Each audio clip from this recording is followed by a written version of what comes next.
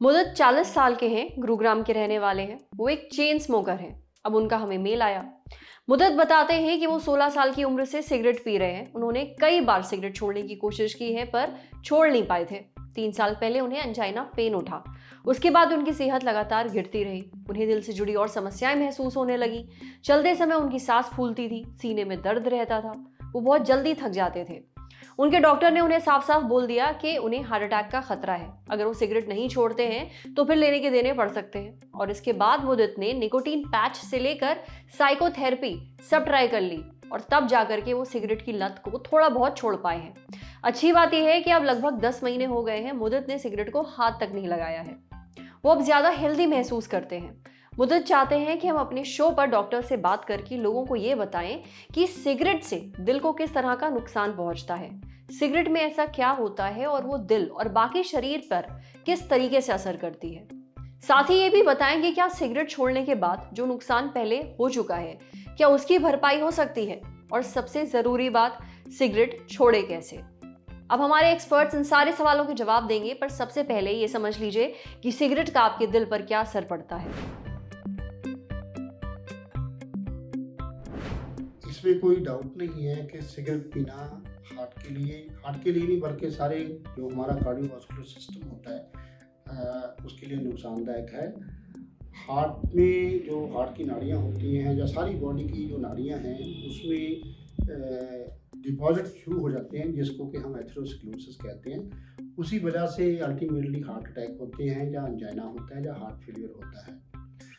तो जिन लोगों को जो लोग स्मोकिंग करते हैं उनको हार्ट अटैक होने की ज़्यादा चांस हैं, क्योंकि जो स्मोकिंग होती है उससे हार्ट में क्लॉट बनने की ज़्यादा चांस होते हैं। जैसे देखा गया है कि आजकल बहुत युवा लोग हैं, 25 साल का 27 साल का, अगर वो स्मोक करते हैं चाहे उनकी नाड़ियाँ नॉर्मल हों उनको भी स्मोकिंग वजह से हार्ट अटैक पड़ सकता है, क्योंकि ब्लड क्लॉट होने के ज़्यादा चांस है। दूसरी बात यह है कि सिर्फ स्मोकिंग से सिर्फ हार्ट वाली सर्कुलेशन ही नहीं बल्कि सारी बॉडी की सर्कुलेशन से इफेक्ट होती है। जैसे दिमाग को जो नाड़ी जाती है उसके साथ पैरालिसिस हो सकता है, और किडनी की नाड़ी में अगर गुर्दे वाली नाड़ी में अगर ब्लॉकेज आते हैं तो किडनी फेलियर हो सकता है। हमारी टांगों वाली जो नाड़ियाँ हैं अगर उनमें ब्लॉकेज आती हैं, चलने फिरने में टांगों में दर्द होती है और कई बार इतनी प्रॉब्लम हो जाती है कि सर्कुलेशन होने की वजह से एम्पुटेशन करानी पड़ सकती है। तो स्मोकिंग तो सारी बॉडी पे जो है नेगेटिव इफेक्ट करती है। या तो चलने फिरने में सांस फूलता है, या चलने फिरने में सीने में दर्द होता है, या कोई ना कोई डिस्कम्फर्ट होती है, और या फिर सीधा हार्ट अटैक हो सकता है, या फिर सीधा मरीज हार्ट फेलियर के सिम्टम से आते हैं जिसकी वजह से सांस फूलता है, खांसी आती है, या पैरों पे सूजन हो सकती है। जो स्मोक लोग करते हैं, जो बॉडी पे नुकसान एक बार हो चुका वो ठीक नहीं होगा। जैसे किसी को हार्ट अटैक हो गया या ब्लॉकेज डेवलप हो गई, वो ठीक नहीं हो सकते। लेकिन स्मोकिंग बंद करने से ये जरूर है कि उनकी जो प्रोग्रेशन है बीमारी की वो रुक सकती है। और देखा गया है कि अगर स्मोकिंग बंद करने के बाद 2 साल बाद उनका रिस्क नॉन स्मोकर की तरह हो जाता है। तो इसमें कोई डाउट नहीं है कि किसी स्टेज पे भी सिगरेट को बंद करने से फ़ायदा होगा अल्टीमेटली आपकी सेहत के लिए। और मेरा यही आपको एडवाइस है कि स्मोकिंग किसी भी शक्ल में, चाहे सिगरेट है, चाहे बीड़ी है, चाहे हुक्का है, बिल्कुल नुकसानदायक है और बिल्कुल नहीं करना चाहिए। देखो, सबसे बड़ी चीज़ जो है वो तो अपने आप को कन्विंस करना है कि हाँ, मैं सिगरेट का नुकसान समझता हूँ, मैं नहीं चाहता कि मेरे को नुकसान होए, मेरी फैमिली को नुकसान होए। तो आपको एक डिटर्मिनेशन करके एक ही दिन में सिगरेट छोड़नी है। दूसरी बात यह है कि सिगरेट अगर हम सडनली छोड़ देते हैं तो एक चीज़ अच्छी है कि बॉडी को कोई परमानेंट नुकसान नहीं हो सकता। जैसे जो लोग शराब से एडिक्टेड हैं या ओपीएम वगैरह खाते हैं, उनको अगर सडनली छोड़ दिया जाए तो कई बार कॉम्प्लिकेशन हो सकती हैं। पर्टिकुलरली अगर अल्कोहल को छोड़ा जाए, कई बार उन लोगों को फिट्स भी पड़ सकते हैं। लेकिन स्मोकिंग को अगर सडनली छोड़ दिया जाए तो ऐसा कोई बॉडी को नुकसान नहीं हो सकता। हाँ, आपको ये जरूर लगेगा, थोड़ी अच्छी भी होएगी, मन करेगा स्मोक करने के लिए, लेकिन नुकसान नहीं हो सकता क्योंकि इसमें साइकोलॉजिकल डिपेंडेंस ज़्यादा होती है, फिजिकल डिपेंडेंस नहीं है। तो जो भी आपको सिम्टम आएंगे सिगरेट छोड़ने के बाद, उनकी कोई चिंता करने की ज़रूरत नहीं, परवाह करने की ज़रूरत नहीं, वो 15 दिन या महीने में ठीक हो जाते हैं। इसके लिए सबसे इंपॉर्टेंट यह है कि एक डेट सेट करें, जिसे बोलते हैं क्विट डेट। कोई इंपॉर्टेंट डेट जो आपकी लाइफ में इंपॉर्टेंस रखती है, उस डेट को डिसाइड करें और एकदम से छोड़ दीजिए। दोस्तों, धीरे धीरे छोड़ना कोई समझदारी नहीं है, उसके कोई एक्स्ट्रा बेनिफिट नहीं है। यदि आप सिगरेट बीड़ी कुछ पीते हैं तो आप उनमें जो है वो सुपारी रख सकते हैं, आप लौंग रख सकते हैं, इलायची रख सकते हैं, सौंफ रख सकते हैं। इसके अलावा जो बात इंपॉर्टेंट है वो है निकोटिन रिप्लेसमेंट थेरेपी, जिसके अंदर की पैचेस आते हैं, च्युइंगम्स आती हैं, जो लॉजेंजेस आती है, ऐसी बहुत सारी चीजें हैं। फिर साइकोथेरेपी का रोल है, जिसमें हम इमर्जन थेरेपी सिखाते हैं, इसमें हम रिलैप्स प्रिवेंशन सिखाते हैं, स्किल डेवलपमेंट सिखाते हैं और हिप्नोसिस में हम सजेशन भी देते हैं कि किस तरह से आप छोड़ सकते हैं। कुछ मेडिसिन होती हैं जो आप नजदीकी चिकित्सक से ले सकते हैं। एक सबसे इंपॉर्टेंट चीज जो समझनी है वो है सेकंड हैंड स्मोकिंग। जी हाँ दोस्तों, नशा जो आप करते हैं उसका जो धुआं होता है बीड़ी या सिगरेट का, तो आपके आसपास यानी आपके परिवार के जो लोग, दोस्तों के जो लोग होते हैं, वो धुएं को जो इनहेल करते हैं, उनको भी लंग कैंसर के और अदर कैंसर के चांसेस बढ़ जाते हैं, ब्रोंकाइटिस के चांसेस बढ़ जाते हैं, एम्फाइसीमा के चांसेस बढ़ जाते हैं। अब ये तो आपको समझ में आ ही गया होगा कि सिगरेट पीने से हार्ट अटैक का खतरा क्यों बढ़ता है। जो नुकसान एक बार हो गया है वो ठीक तो नहीं हो सकता, पर और नुकसान होने से बचा जा सकता है। इसलिए डॉक्टर साहब ने जो टिप्स बताई हैं उनको ट्राई जरूर करिएगा, सिगरेट छोड़ने में आपको मदद मिलेगी। अब बढ़ते हैं सेहत के अगले सेगमेंट की तरफ। जानिए खाना आपके लिए जहर कब बन जाता है।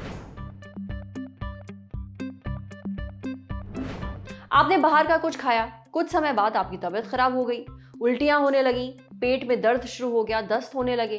डॉक्टर को दिखाया तो पता चला कि मामला फूड पॉइजनिंग का है।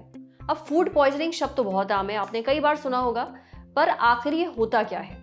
खाने में ऐसा कौन सा जहर मिल जाता है जिससे इंसान को पॉइजनिंग हो जाती है? ये पूरा मामला हमें समझाया डॉक्टर सुमन प्रकाश ने। खराब खाना, कंटामिनेटेड फूड यानी कि दूषित खाना ज्यादा खा लेने से जो बीमारी होती है उसे फूड पॉइजनिंग कहा जाता है। कंटामिनेटेड फूड मतलब ऐसा खाना जिसमें किसी भी तरह के कीटाणु हो, जैसे कि बैक्टीरिया, फंगस, वायरस या कोई पैथोजन। पैथोजन एक ऐसा एजेंट है जिससे बीमारी हो सकती है। किन कारणों से फूड पॉइजनिंग होती है ये समझने के लिए सबसे पहले जानते हैं फीकल ओरल रूट के बारे में। फीकल का मतलब होता है मल और ओरल का मतलब होता है मुंह। तो किसी भी कारण से अगर मल हमारे मुंह में चला जाए तो फूड पॉइजनिंग होती है। ये सुनने में भले ही अजीब लगे कि मल हमारे मुंह में कैसे जा सकता है, लेकिन जहां पर लोग खुले में नदी के किनारे मलमूत्र शौच करते हैं तो उनका मल पानी में मिल जाता है और यही मल पानी से सब्जियों और अनाज में मिल जाता है जहां उनकी खेती हो रही होती है।